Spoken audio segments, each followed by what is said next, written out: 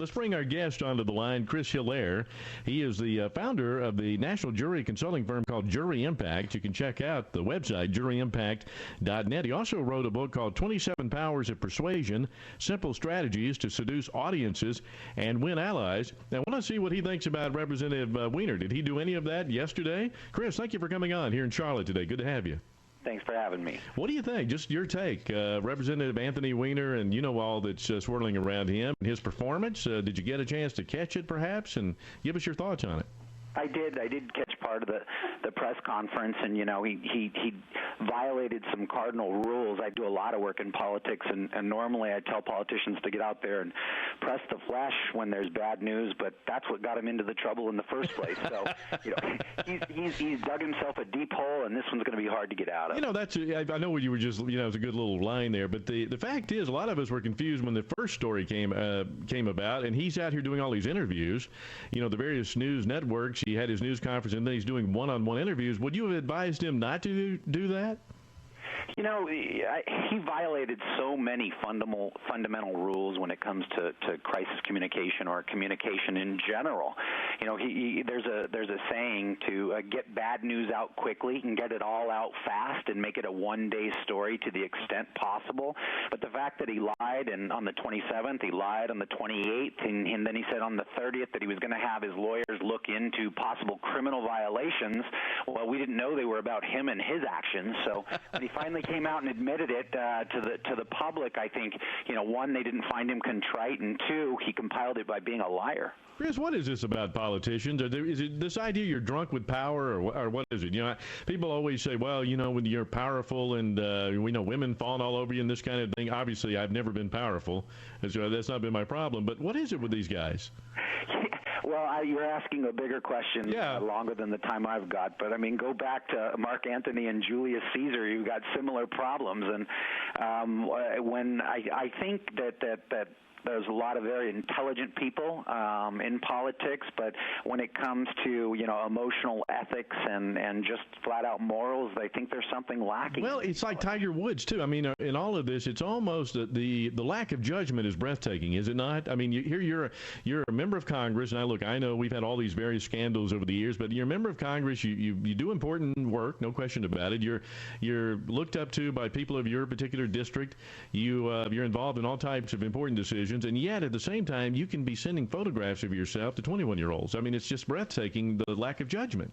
I was a minority political director in the California State Assembly, and a politician once told me that, when he got elected, his jokes got funnier, he got better looking, he became a better dresser, and that's what you see, and that's what people are telling you all of the time. And I think to some extent, a lot of these politicians feel like they're invincible, and they forget that they put on their shoes and their pants just like the rest of us. And sadly, in Weiner, I think Weiner could be elected by all the late-night talk show hosts at this point, but the folks in his district, I've been reading the comments and the blogs. They're extremely unhappy, not just at the cheating, but the lies and the betrayal to they feel them.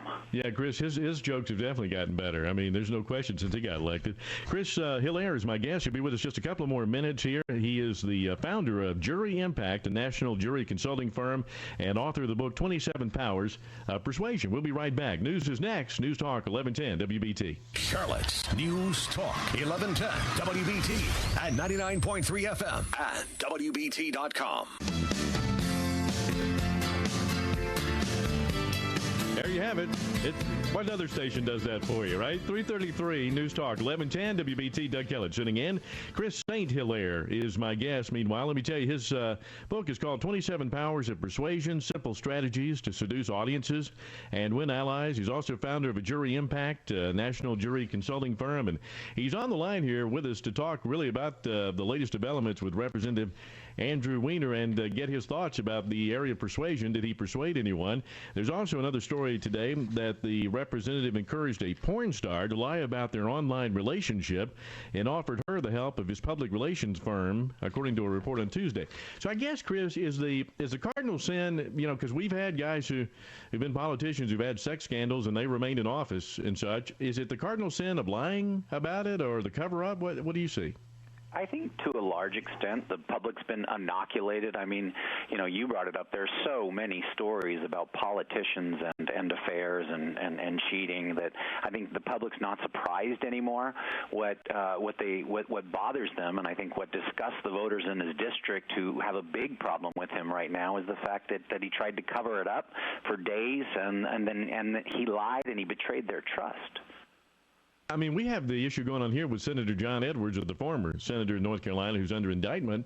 And, people want to hang him up by the highest tree or rafters or whatever they can find. But the bottom line is not that there really is concerned about he broke any campaign laws. They just don't like the fact that he actually did what he did while his, wife was suffering from cancer. So there are other issues that are kind of involved when people make, determination about it, right? Yeah, people look at the context of an issue. What were the circumstances of his wife? And, in Weiner's case, he's got a wife of about a year who was highly respected and who he courted for 2 years. And, if you'll notice, she wasn't at the press conference. And that says a lot.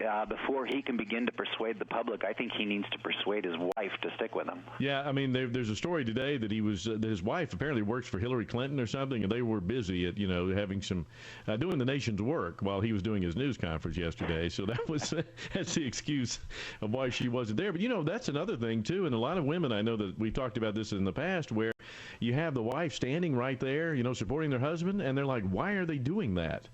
And maybe, I don't know, maybe some kudos to her for not doing that. Well, my wife asked the same question when we were watching the news last night, and so I think there are different circumstances, but in cases like this, we counsel politicians, good or bad news, to one, try to change the subject, and two, get some testimonials, have people there with you who will support you, and the first one needs to be your wife, and if your spouse isn't there with you, that says a lot about the kind of trouble you are in. Yeah, and I guess if this actually gets to some sort of criminal behavior at some point here and he gets to a jury, one of the things that I guess is you would be looking at the jury is how to get some of this out of their mind, right? I mean, it would be not dislike him from the outset because of what they already know about him.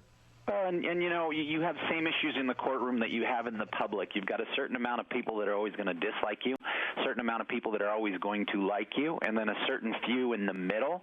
And the way that they decide, whom to vote for, whether it's a criminal trial or at the election, at the ballot box, is through those testimonials. Who are the people standing up for you and saying nice things about you? And even Nancy Pelosi, who's supposed to be his Democratic leader right now, is calling for an ethics investigation. So he doesn't have a lot of friends or testimonials to fall back on right now.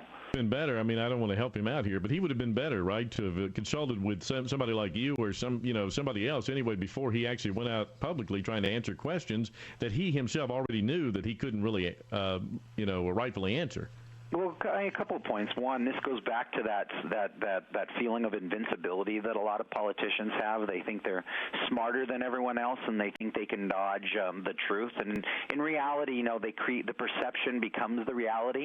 But the reality is the reality at times too. And if you get caught in a lie, the public is not as forgiving than if you just get it out quickly. And so, as I said, we always counsel get bad news out quickly and get it all out, because you're going to have a bad story, but the more you can get into one story, the fewer stories reporters can write and follow. Well, we had somebody online, we didn't get a chance to get the call there before the break, that said, well, Bill Clinton started all this. It was Bill Clinton, and after the Bill Clinton scandal, people are tired of it, and that's kind of what's led to this. What do you think? Well, I mean, you go before Bill Clinton, you've got Kennedy, and go before Kennedy. I can go through the history books and point out politicians who, one, felt invincible, and then after they found out they weren't, they wanted to be invisible. But, the fact is, it's nothing new in American politics or world politics to have politicians who become egomaniacs and think they can have everything when in fact we all know they can't. Yeah, I mean, I had people emailing me before the news conference yesterday. See, he's going to resign. See, he's expected to resign. And I'm like, no, wait a minute now. Wait a minute. These guys usually, they don't resign generally, right? I mean, they try to see if they can get through it here, and it still remains to be seen if he will be able to make it. Well, Clinton now is one of our more popular ex-presidents. So, the public did forgive him. It takes time, and it takes some changing of the subject. But the fact is, you can get people to forgive you. And when you're running for election, remember, it's not about the perfect. It's about being better than your opponent. And so if he can go on the offensive, or if he can get lucky with a bad opponent, he's got a much better shot. Now, his bigger problem, because he's in a safe Democratic seat, is going to be in the primaries, and so he's not going to be able to just attack his opponent in the general as being a Republican. His bigger concern is who's going to run against him in a Democratic primary. Better off if Elliot Spitzer got in the race against him, right? I mean, what's interesting is I think Weiner was one of the front runners, if not the front runner, for the New York City mayor's contest, and at this point he can all but rule that out. That's amazing. Chris, thank you so much for coming on the show and giving us your thoughts. I appreciate it. Thanks for having me. You bet. Very good discussion. Chris St.Hilaire, our guest. Name of his book, 27 Powers of Persuasion. His website is juryimpact.net. We'll come back, open things up again.